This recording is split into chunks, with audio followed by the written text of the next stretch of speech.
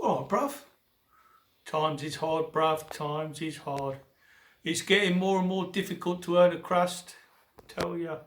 Ever since this Corovina has gone viral, it's so difficult to earn a crust, mate. I tell you, so difficult to earn a crust.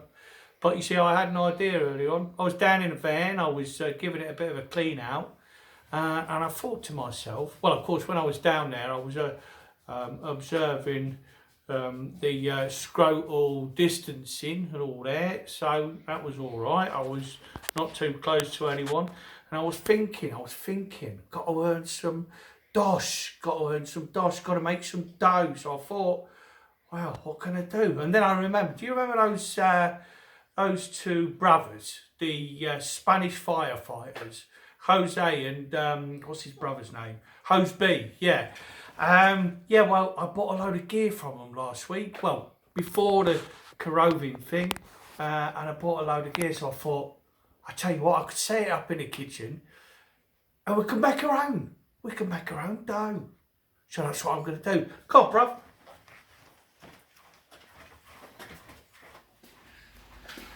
All right, bruv. So, ever since the old Bill has had us on this lockout, where we can't go out nor nothing like that, then I've been sort of thinking, and I thought, look, if we can't earn a crust, we've got to make our own dough, haven't we? So that brought me back to thinking about the two Spanish geezers who sold me this gear. Bread flour. Yeah, we're going to make a loaf of bread. How about that? No, you didn't think, did you, bruv? No, I wasn't going to print my own dosh, was I? That's illegal, and apart from anything else, the old Bill, he don't like that. I get my collar felt, won't I? So we're going to start and make our own bread. I'm going to get rid of this stupid accent because I can't keep it up.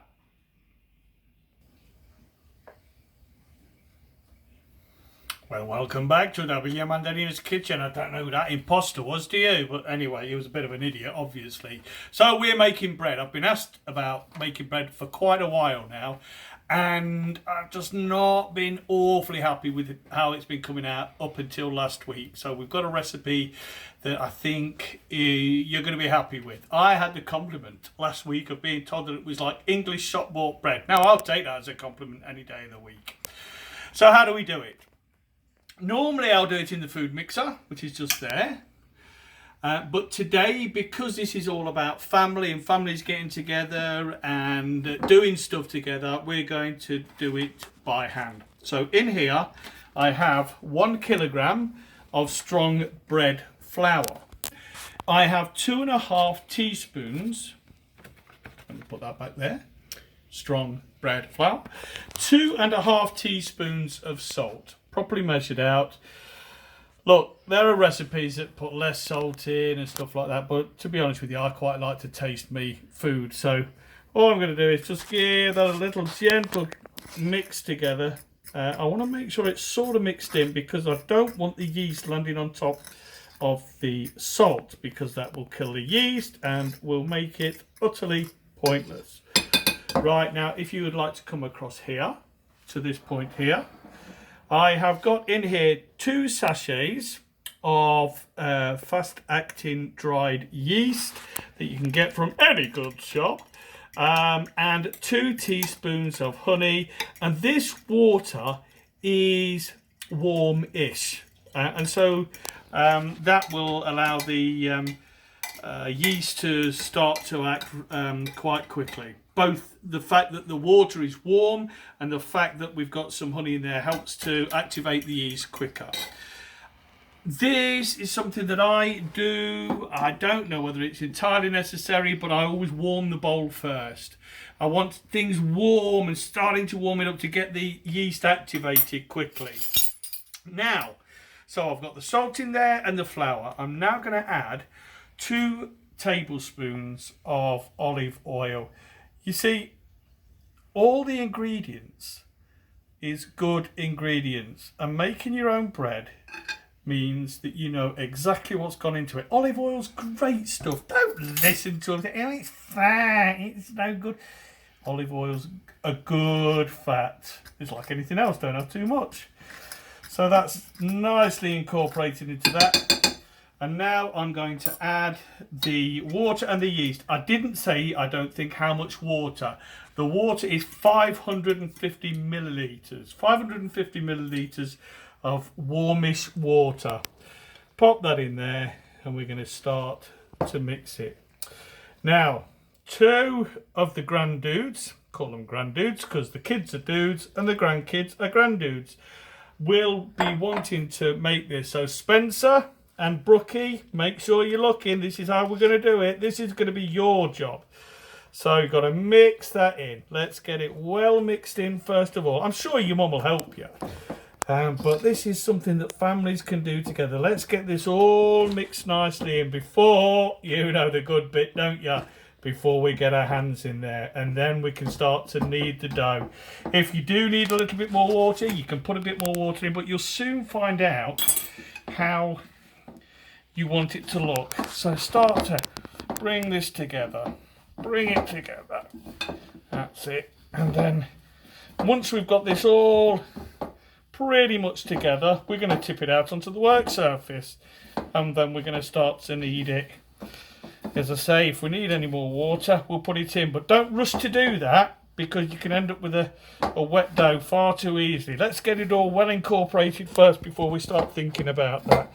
So let's tip that out onto the work surface now and the stuff. So that's all the dry ingredients in now. Then comes the hard work, but the kids are going to love it, but you are going to have to finish it off for them because they'll be shattered before you know it. So let's just get it all mixed in. Start kneading, start kneading. There you go. Pull it towards you, push it away. Pull it towards you, push it away. And just make sure we got it all incorporated and pulling together. And then you're going to need to be doing this for probably around about 8 to 10 minutes. So we'll keep doing this and you can come back to us in a bit.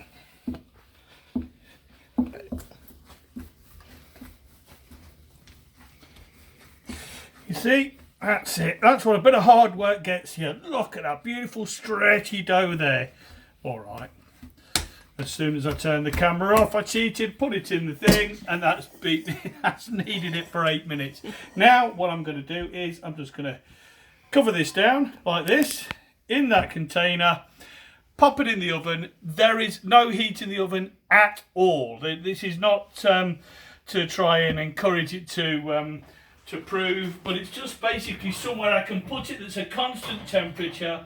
It's nice and warm, the ambient temperature is now, and it is out of any draft. I'm going to leave that there for 2 hours now, and it should have doubled in size. So come back in 2 hours and I'll probably have a beer in my hand. Okay, there you go. After 2 hours, the dough has doubled in size. We're now going to knock it back. Drag it out of the pan. Don't worry if it's stuck. It is so easy to get off. It's not an issue. There you go. We're going to knock that back now. Just basically means that we're going to knock all the air back out of it. Why do we do that? Well, do that to get an even crumb at the end. So just going to knead it slightly. Not a lot, that'll do. Just get that into around about an equal sort of lump of dough. And I'm going to just half it. Cut it in half. There we go. And then I'm just going to turn it under and turn it under and turn it under and turn it under until we get a nice round, like a large bat. Then you'll see here that I've got some pans, some trays, baking trays that I've just dusted with flour. Plop one in the middle there. Same with the other one.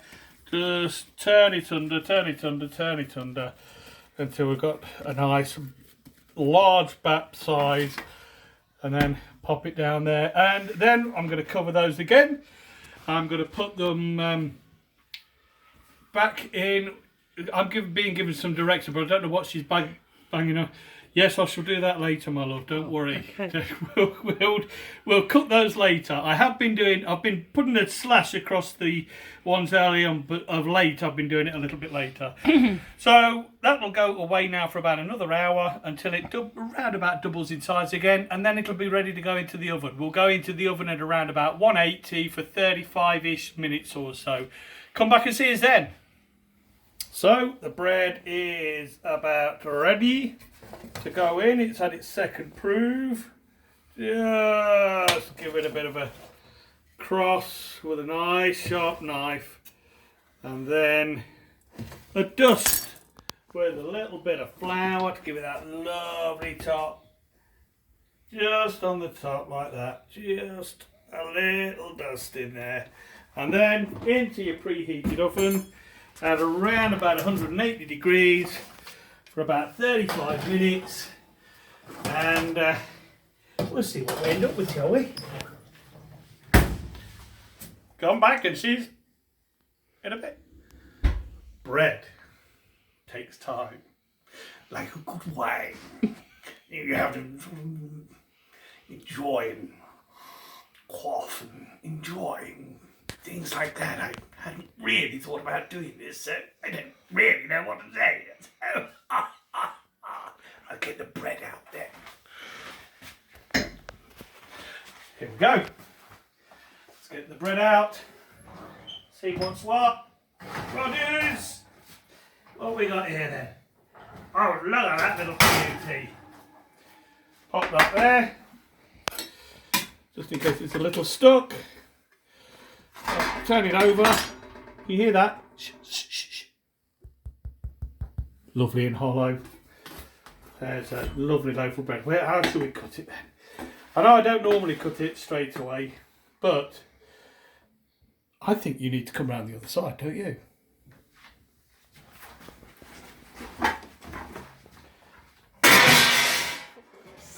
Come on. I don't make much noise. You hear that? You hear that crust? And look, oh, look at that beautiful, beautiful loaf. Oh, Lovely, lovely rodders. This time next year, we'll still be skinned.